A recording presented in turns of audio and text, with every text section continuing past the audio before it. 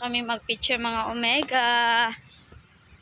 Tapos, doon napunta na kami sa may, Si Jose Rizal. kay Jose Rizal na yung estatuan niya doon. Picture tayo, ano dito be? Pagwapa.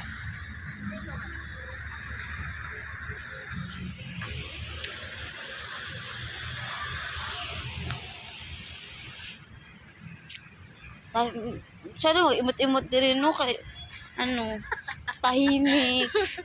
Sobrang tahimik dyan sa loob. Malapit ka sa mga maraming kahoy. Opo lang. Ka talaga.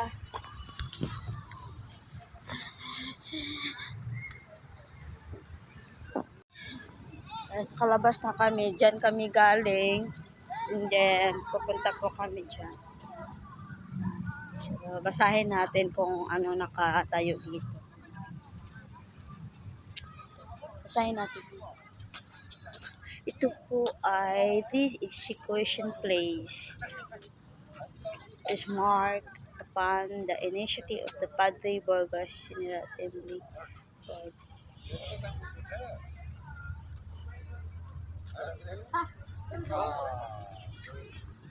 Abi. Ay, nanap kita, be. Picturean kita dyan. Picturean kita. Ayaw mo? Ayaw mo magpa-picture.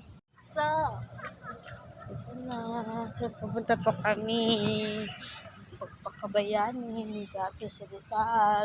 So, ito po ang natiling malulhati sa gising ng pagkikingan ng ating pinangbayan natin si Dr. Rizal.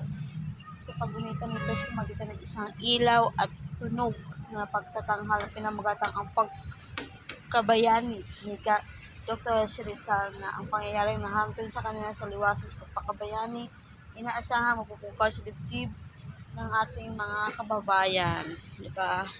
So, papasok tayo dito. Dito, B. Picturean kita.